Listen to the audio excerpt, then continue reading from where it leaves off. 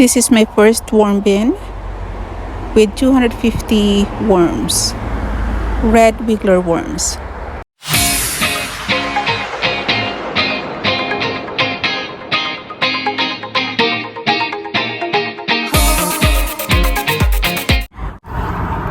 This is a quick visit to my worm bin, and I'm checking the food that I gave them the other day. They seem to enjoy the food that I gave them, which is pretty much the salad leaves and apple and papaya. So I'm just gonna cover it. I can see some fruit flies in here, so I don't like it, but it doesn't bother me so much. So I'm just gonna cover them. So here's it's a little wet, but I think they're really enjoying their new house. As you can see, their numbers are growing, which I like. They don't like the sunlight, so as you can see, stutter here. So as soon as you remove them from the bottom, they will try to go back in and hide from the sunlight. So the thing here is, even though you can see a lot of food and brown materials, I don't smell any stinky. It's more like an earthy smell. But I'm happy about the progress, and they're enjoying the food that I'm giving them, and they're pretty much acclimated, I think, to their new home. I started my worm bin July 29th, so this is just a little over 1 month. So there's still a lot of brown materials, there's still a lot of food here, and that's fine because they're just the beginning. So what I put here in the beginning on July 29th, 250 red wigglers. It's good. You see this, guys? Those are, you can see those little thing. Those are cocoons. They look like that in the beginning, and then they'll grow. They'll be like this. That's a worm cocoon. So there's about maybe 3 to 7 worms inside of that cocoon.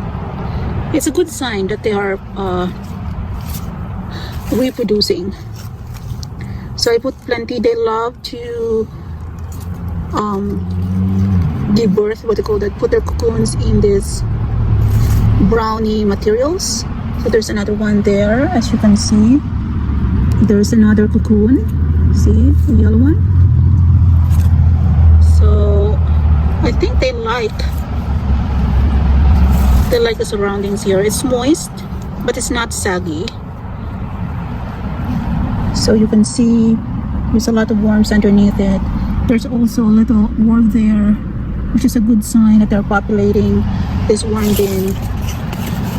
I will try to starve them for a couple of days so that they will eat whatever is left here, and then I can move some of them to another bin. Visiting my worm is kind of relaxing. This is kind of like part of my day. Even though I'm so busy sometimes, I'm just gonna see and visit them and see what's going on and see if they are eating properly, if they're wet. I wasn't really into a worm bin until I started my garden. And there's a ton of information out there, and sometimes the information is pretty confusing, but I think there's 3 basic things to start a worm bin. You need to have the right bin, and as well as the bedding. So what I use for my bedding is some shredded paper, leftover compost from my garden, and peat moss. And for the peat moss, I soak the peat moss for 24 hours. And before I use it, I squeeze the water out of it. Because if you put the peat moss as is, it's pretty dry. I think it's going to sting the worms. so it's nice for it to be moist. So the red wigglers, they stay about 3 to 6. This is a baby worm.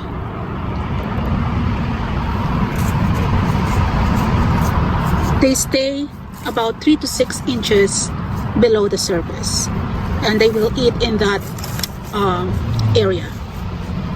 So you don't need a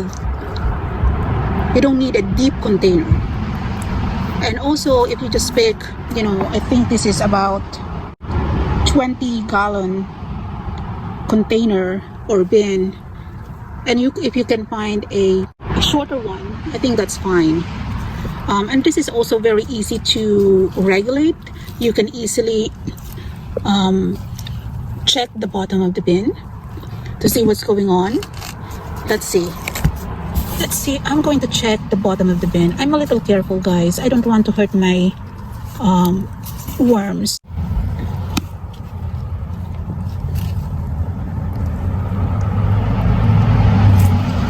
So there's plenty of worms. It's the feeding area that I put not so long ago. Check it out. Look how much worms are there in here. So look at that.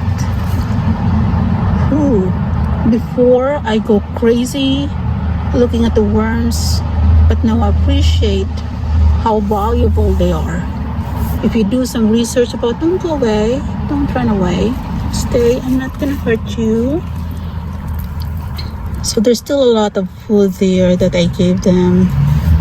The moisture, I think, is good. There's no hole in the bottom of this bin, but I'm very careful about putting extra, or I don't put water anymore.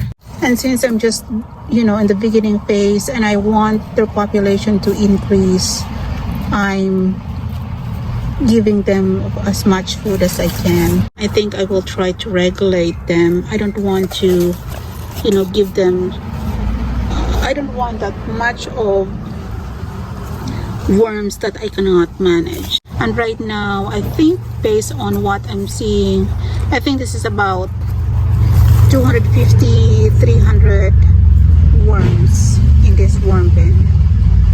So this is not as crowded, even though you can see they're already in the hundreds. I don't think, oops, look at that. Look at those. Those are cocoons. I don't want to disturb them. So yeah, I'll wait for a couple of days and see. I think they have so much food here and I don't have to feed them for a couple of days. But it's just nice to see those little friends I have. They're the best friend aside from the pollinators. I think worms are best friend of gardeners. Look at that. So as I mentioned, guys, and here's the earthworm that I think maybe this is the baby, or maybe this is one of the things that already picked from this is the earthworm. That's the earthworm. I'm not planning to sell my worms, so I don't worry about have a pure bread. It's not like that.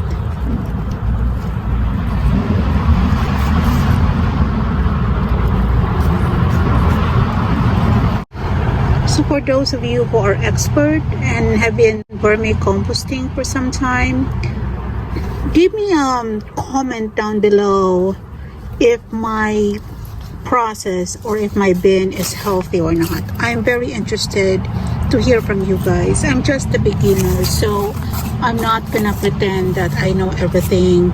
This is more like a gut check for me sometimes, as well as looking at the population. I don't see that my worms are dying. I think, as you can see, the cocoons, I can see a lot of cocoons. It's just like there's some fruit flies that I can see from time to time, and I put a lot of holes around my bin, and the cover have holes as well. So in terms of ventilation, I think my worm bin is pretty ventilated. I'm just curious whether I put too much food, or do I need to diversify the food that I give to my worms. I give carrots, I give papaya, and in the beginning I gave them watermelon, and then the leaves and brown and papers. I don't have coffee grinds, so for the grit I use compost, which there's a sand in the compost that we bought, so that's what I put. So I know that worms need grit in order for them to digest the food. Is that enough? What are the alternatives pretty much for coffee grind and eggshells? We don't eat eggs, and I don't drink black coffee, so I am using instant coffee, so I don't have the grit that I usually see in the video of Vermi Composters and other aficionados that are working on this for quite some time. So what I'm using is soil, compost soil. So I think the nature, they provide soil, so I thought, I'll go with my common sense or common knowledge about this. So if there's other alternatives that they can use, I'm very interested to know about them. But I think they're pretty happy with this worm bin. It's kind of messy if you look at it, because there's a ton of food, but that is intentional because I want them to grow in numbers. I want to increase their population, and then when they reach the population that I'm comfortable, then I'm going to regulate the food intake, as well as how often I'm going to move them from one bin to another. So if you go around and see the bin, there's no trail for the worms that I can see that they're trying to escape. So I think it's a good thing, isn't it? That they're happy here, they don't want to go, they don't want to leave. So I'm hoping to harvest my worm bin, which is considered the black gold, in 3 months. This is gonna be perfect. And then I'm gonna create a new one soon, and then I think this is perfect for the spring next year. Yeah, so that's the status of my worm bin right now.